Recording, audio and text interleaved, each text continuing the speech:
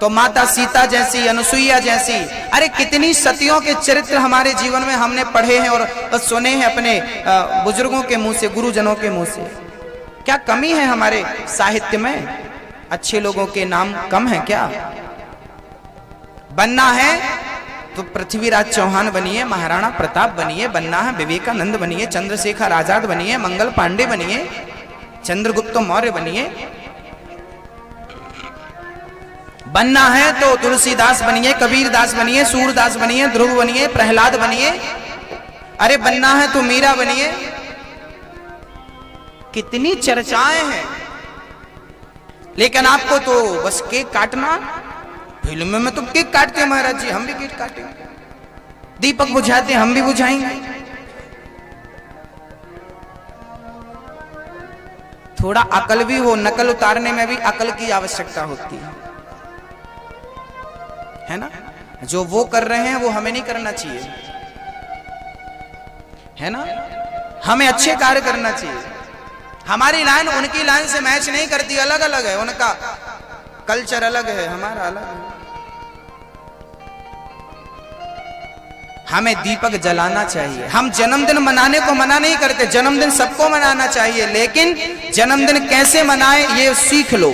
जन्मदिन आप केक काट कर मनाएंगे ना तो आपकी और आपके बच्चे की उम्र बढ़ने वाली नहीं है, लेकिन आज मैं एक उपाय बताऊंगा, उस प्रकार से बच्चों का जन्मदिन मनाओगे तो आपकी उम्र जरूर बढ़ेगी।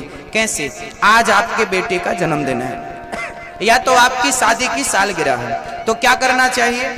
बढ़िया लड्डू लेने चाहिए। 2-4 किलो लड्डू खरीदो, मंदिर में जाकर के लड्डुओं का भोग लगवाओ, सबको लड्डू बांटो।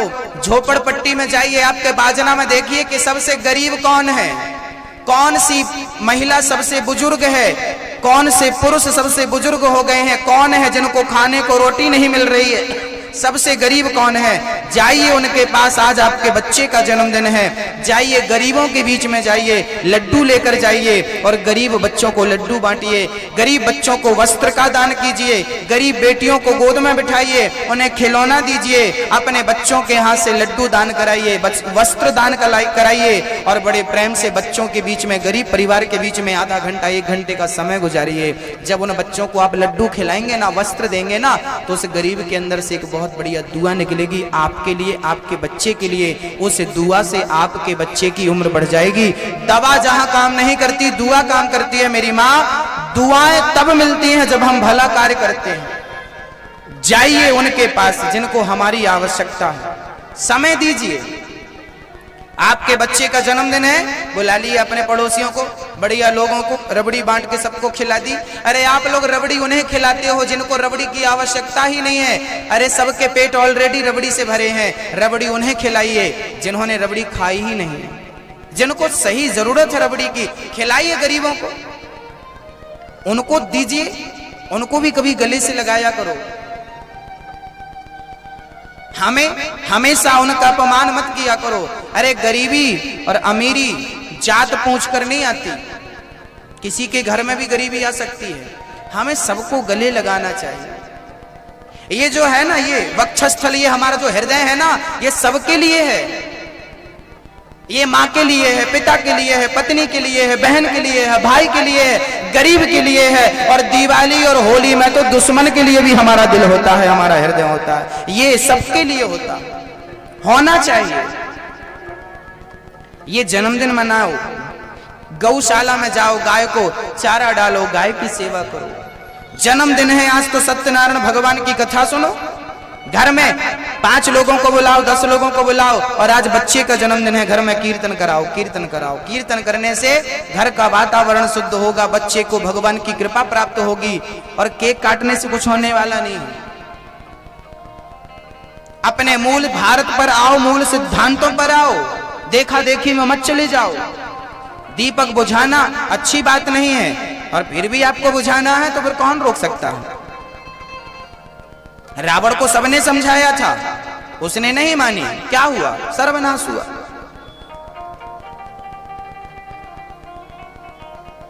समझाए कोई संत, समझाए कोई गुरु।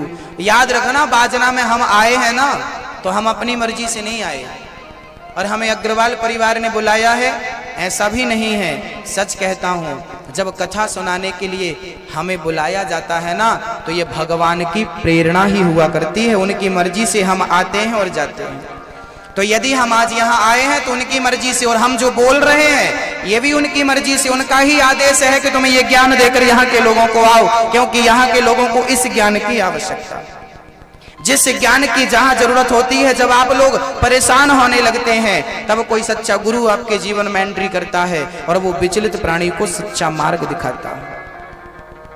तो आज से जन्मदिन ठीक तरीके से मनाना चाहिए, मनाया करो। श्री ध्रुव जी महाराज को मां कह रही है, बेटा जाकर तपस्या करो। 5 साल के हैं ध्रुव जी, जाकर तपस्या करो। ध्रुव जी ने प्रश्न कर लिया, मां भगवान कहाँ है? और भगवान है तो भगवान दिखाई क्यों नहीं पड़ते? आइए हम इस प्रश्न का उत्तर देते हैं। हमारे जीवन में ये 2 प्रश्न अक्सर उठते हैं। पहला प्रश्न ये है कि भगवान कहाँ है। दूसरा प्रश्न ये है कि भगवान है तो दिखाई क्यों नहीं पड़ते, है ना? क्योंकि आज युवा पीढ़ी जब विज्ञान पढ़ती है ना, तो वो चमत्कार पर यकीन नहीं करती, तब उन्हें प्रूफ देना पड़ता है। देखिए, एक बार स्वामी विवेकानंद जी से किसी ने पूछ लिया कि आपके भगवान कहाँ हैं, और हैं तो दिखते क्यों नहीं? स्वामी जी ने कहा, हमें जरा एक कटोरे में दूध पिलाओ, तब हम आपके प्रश्न का उत्तर देंगे। स्वामी जी को दूध दिया गया कटोरा भरकर। स्वामी जी ने कटोरे में हाथ घुमाना शुरू किया। 1 घंटे तक स्वामी जी कटोरे पर हाथ घुमाते रहे। सामने वाला परेशान होकर बोला, स्वामी जी क्या कर रहे हो आप? स्वामी जी ने कहा, मैं इस दूध में घी ढूंढ रहा हूं, घी कहाँ? सामने वाला बोला, अरे दूध में ऐसे थोड़ी घी मिलता है। तो कैसे मिलता? बोले, दही बनाओ, दही बनाकर उसका मंथन करो, फिर मक्खन, फिर पकाओ घी। स्वामी जी बोले, तेरे प्रश्न का उत्तर यही है। तूने प्रश्न पूछा कि भगवान कहाँ है, तो जैसे दूध के कण-कण में घी होता है, ऐसे ही सृष्टि के कण-कण में भगवान होते हैं। जैसे मिश्री के कण-कण में मिठास है, मेहंदी के कण-कण में लालिमा है, ऐसे भगवान कण-कण में विद्यमान है। प्रश्न दूसरा है, भगवान है तो दिखाई क्यों नहीं पड़ते? बताइए, दूध में घी होता है, दिखाई पड़ता है क्या? कहिए दादाजी, नींद आए बताना, लोरी सुनाएंगे। दूध में घी होता है, बताइए दिखाई पड़ता है क्या? नहीं दिखाई पड़ता। इसका अर्थ ये तो नहीं कि नहीं होता। अरे दूध में घी होता है पर दिखाई नहीं पड़ता। कब दिखता है? उसकी एक विधि होती है। दही बनाओ, मंथन करो, दिखाई पड़ने लगेगा। जैसे दूध में घी होता तो है, पर विधि पता होनी चाहिए। ऐसे भगवान घट घट में होते हैं। यदि विधि पता हो, जैसे दूध का दही बनाकर मंथन किया जाए तो मक्खन प्रकट होता है, ऐसे ही भक्ति की जाए तो भगवान प्रकट हो जाते हैं, और भक्ति से ही परमात्मा का दर्शन हो जाता है। यदि भगवान को देखना है तो भक्ति करना आवश्यक है। भक्ति करिए, भगवान मिल जाएंगे। भगवान दिखाई नहीं पड़ते। लोग कहते हैं भगवान है तो दिखना चाहिए। अरे दूध में घी है तो दिखना चाहिए ना, पर दिखाई पड़ता है क्या? बिना दही के, बिना मंथन के क्या दिखता है? तो बिना भक्ति के भगवान कैसे दिखेगा भाई? जब दूध का घी बिना मंथन के दिखाई नहीं पड़ता, तो भगवान बिना भक्ति के कैसे नजर आएगा? ये बताओ। भक्ति करना पड़ेगा, बिना भक्ति के वो नजर नहीं आता। एक मैया जी कथा सुन के घर गई। पति बड़ा दुष्ट था। कहां गई थी? कथा सुनने गई थी। क्या सुना कथा में? भगवान सब जगह है। अच्छा चल बता, कहां तेरा भगवान? पति पूछने लगा पत्नी से, कहां तेरा भगवान? दिखा मुझे, दिखा। जो दुष्ट लोग होते हैं ना, वो ऐसी बातें करते हैं, दिखा तेरा भगवान कहां? पत्नी बेचारी क्या कहती? पति बोल रहा था, दिखा भगवान, कहां तेरा भगवान? दिखा देगा। मैं, मुझे तो नहीं नजर आ रहा। पत्नी बेचारी चुप, कोई जवाब दिया नहीं। 15 दिन बाद बढ़िया एक घटना घट गई। उसके पति के सर में दर्द होने लगा। पति सर पकड़ के बैठा था। पत्नी बोली, क्या हुआ? बोले, सर में दर्द है। पति बोला, जल्दी फलाने डॉक्टर को फोन लगाओ, बुलाओ। पत्नी चली गई, काम करने लगी। 1 घंटे बाद बोला पति, डॉक्टर कहाँ है? पत्नी बोली मैंने नहीं बुलाया। क्यों नहीं बुलाया? पत्नी बोली मजाक कर रहे हो, कोई दर्द वर्द नहीं आपके सर में? पति बोला दर्द है। पत्नी बोली दर्द यदि है तो मुझे क्यों नहीं दिख रहा है? आपके सर में दर्द है तो मुझे दिखना चाहिए, नहीं दिख रहा है, इसका मतलब आप झूठ बोल रहे हो, कोई दर्द वर्द नहीं है, चलो काम में जाओ। पति बोला पागल हो गई है क्या? अरे सर का दर्द भी कभी नजर आता है क्या? पत्नी हाथ जोड़ के बोली स्वामी जी उस दिन मैं यही तो समझा रही थी, जैसे सर का दर्द होता तो है पर नजर नहीं आता, ऐसे भगवान होता तो है पर नजर नहीं आता।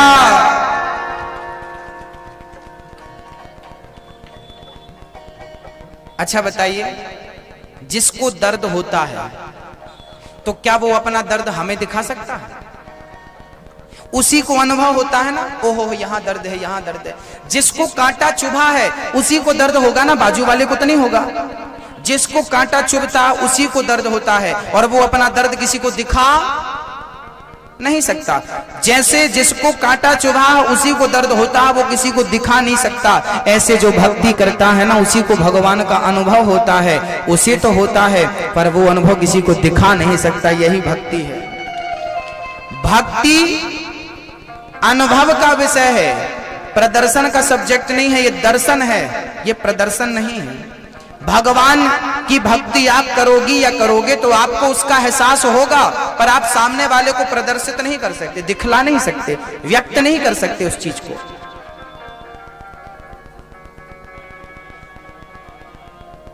मां सुनीति अपने बच्चे ध्रुव को भजन करने भेज रही है।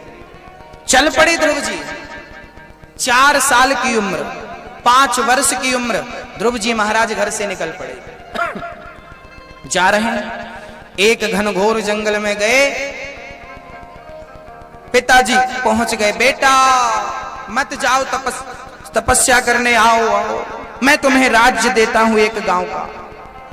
ध्रुव जी बोले अभी भगवान की भक्ति की नहीं, केवल मन बनाया। और पिताजी पीछे पीछे दौड़े आए। जो पिता मुझे अभी गोद में नहीं बिठा रहा था, वो भजन करने का मैंने मन क्या बना लिया, पिता अपनी संपत्ति देने को तैयार है। अरे भजन का यही फल है, भजन करने का केवल मन बना लो तो आपको वो सारी चीजें मिल जाएंगी जिसे आप दुर्लभ समझते थे। क्योंकि भक्त के लिए कोई भी उपलब्धि दुर्लभ नहीं है। ध्रुव जी मान सम्मान में याद रखना, जो भक्ति करता है ना उसके पीछे सिद्धियां लग जाती हैं, संपत्तियां उसके पीछे लग जाती हैं। यदि संपत्तियों में उलझ गए तो फिर परमात्मा छूट जाएगा, और इसे छोड़ा तो वो मिलेगा, क्योंकि एक को पकड़ने के लिए दूसरा तो छोड़ना पड़ेगा। देखिए हमने इसे पकड़ रखा है और अब इसे पकड़ना चाहते हैं तो पहले क्या करना पड़ेगा?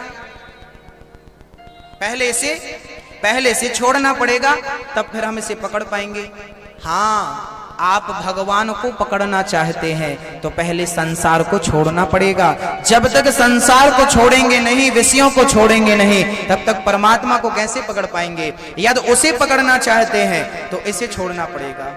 माया मोह के जंजाल को, माया मोह के बंधन को त्यागना पड़ेगा मेरी माँ, तब वो परमात्मा पकड़ में आएगा। दादाजी, भैया जी, समझ रहे हैं? समझ रहे हैं कि नहीं? ध्रुव जी छोटे हैं और देखो 5 साल की उम्र में भजन करने चले गए और यहां बुढ़ापा आ गए, अभी तक मन भी नहीं बना कि भजन करने जाएं। कितनी बड़ी विडंबना है ना भैया जी। क्या प्लान चल रहा? भजन करने जाना है?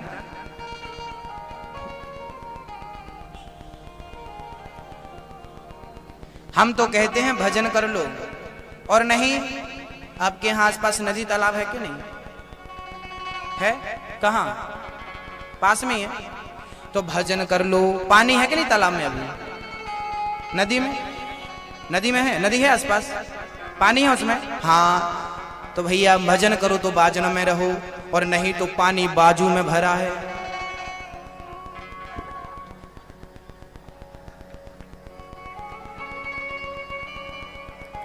नाराम नाम लीन हो, ना कृष्ण नाम लीन हो तूने भरी जवानी में। राम का नाम ले लो जवानी में, और नहीं तो तू डूब के मर जा रे चुल्लू भर पानी में। तू डूब के मर जा रे चुल्लू भर पानी में। ना राम नाम लीन हो, ना राम नाम लीन हो, ना कृष्ण नाम लीन हो, ना कृष्ण नाम लीन हो तूने भरी जवानी में। तू डूब के मर जा रे चुल्लू भर पानी में। तू डूब के मर जा रे चुल्लू भर पानी में। उठाइए दोनों हाथ, और नहीं तो नदी में पानी है।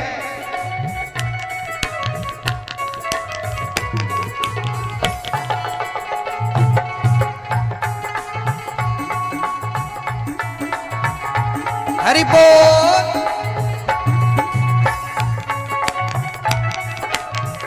जय हो।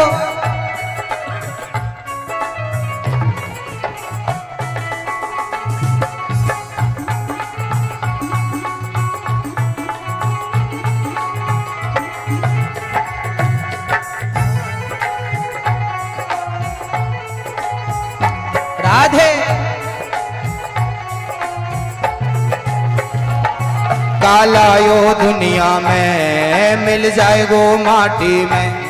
कालायो दुनिया में मिल जाएगो माटी में। एक दिन काया तेरी कस जाएगी काठी में। एक दिन काया तेरी कस जाएगी काठी में। जब आए थे तो क्या लेकर आए थे, और जब मरोगे ना तो लोग बांध कर ले जाएंगे आप लोगों को। जब तक जिंदा थे आपको कोई बांधा नहीं, और मर गए तो बांध कर ले जाते हैं। एक बार हमने पूछा कि भैया मुर्दे को बांध कर क्यों ले जाते हो? बोले रास्ते से उठकर आ गया तो इसलिए बांध के ले चलो, जब तक पूरा जल नहीं जाए तब तक। जननी जने तो भक्त जने, जननी जने तो भक्त जने, या दाता या सूर, या से तो बंध्या भली काहे गवावे नूर।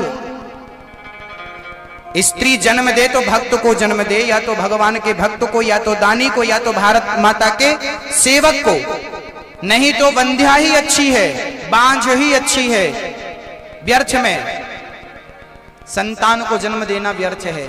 संतान लायक है तो ठीक है, नहीं नालायक है तो व्यर्थ में आपने अपना प्रसव की पीड़ा का मात्र केवल दर्द ही सहा है, वही व्यर्थ हो गया आपका बच्चे को जन्म देना।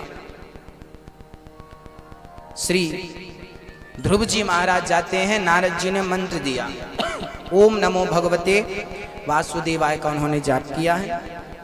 6 महीने के भीतर भगवान ने आकर उनको दर्शन दिया है। बेर और कैथ का फल खा खा करके ध्रुव जी ने पहले माह में तपस्या की, 3 दिन में 1 बार खाते हैं, 1 माह तक ये चला। दूसरे माह में 6 दिन में 1 बार खाते हैं, और वो भी सूखे पत्ते। देखिए भजन करने वाले को ना भोजन पर कंट्रोल करना चाहिए, खान पान अच्छा होना चाहिए।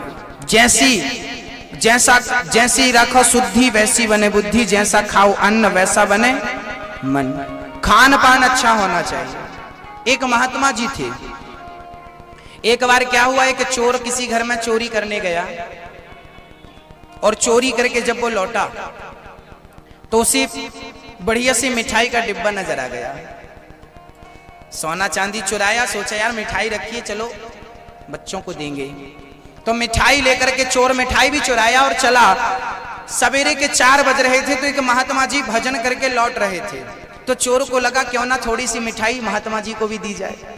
तो चोर ने डिब्बा खोला और 2-4 पीस महात्मा जी को दे दिए। महात्मा जी को लगा कि सवेरे सवेरे ये भगवान को प्रसाद चढ़ा के लौटा होगा, उन्हें क्या पता ये चोर है।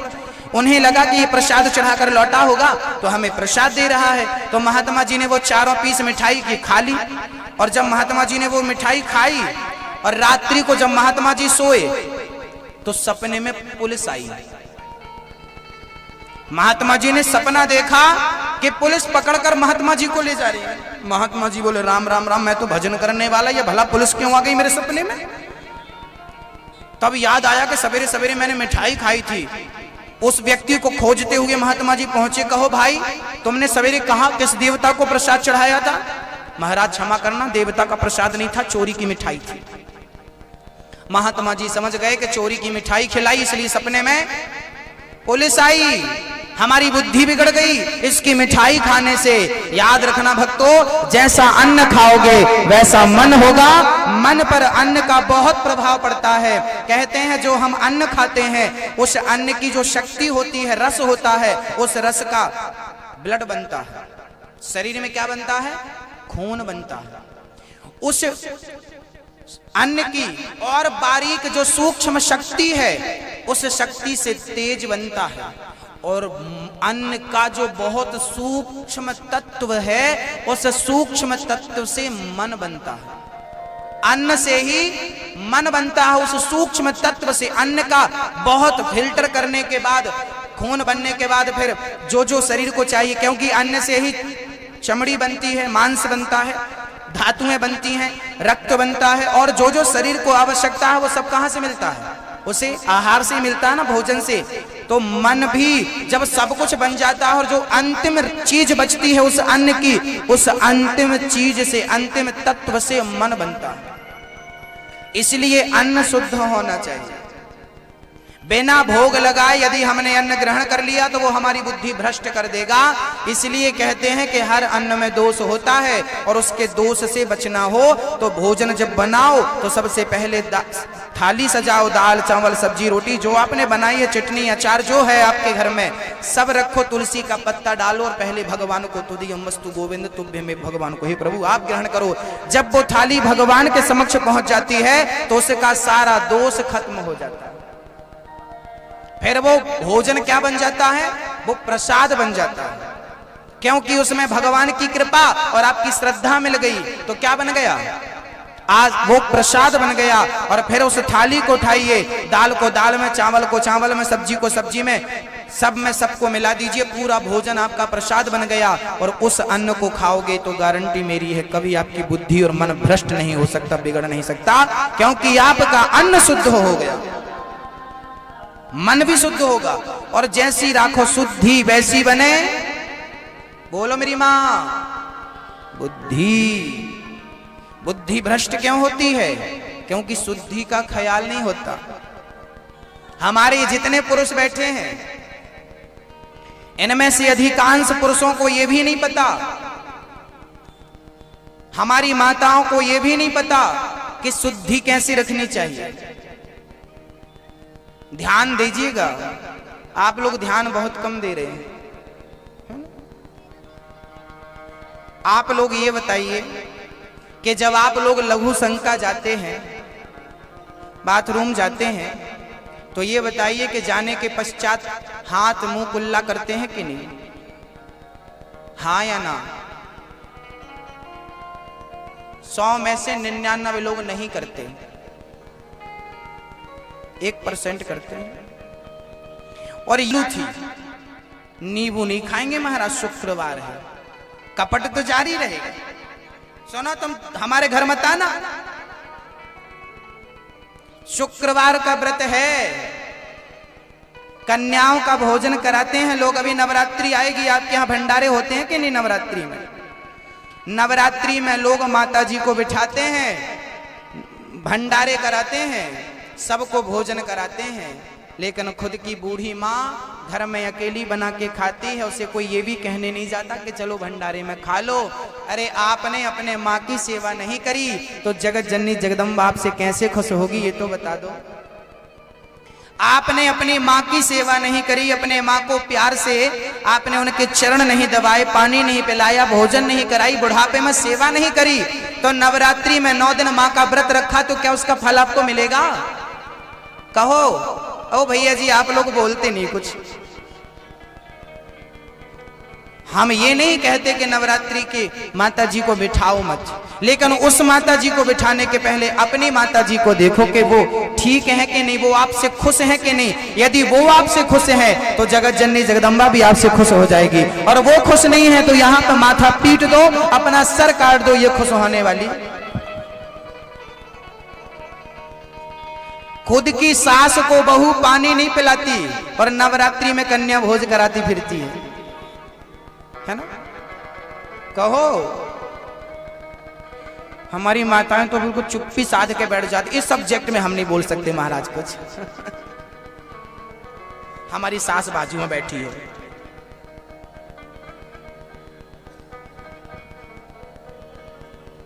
थोड़ा आगे पीछे होके बैठा करो सास से, ताकि सिरवर तो कम से कम स्वतंत्रता से हिला सको।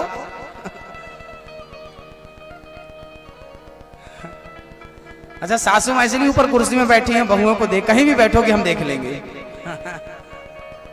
बोलो राधे राधे।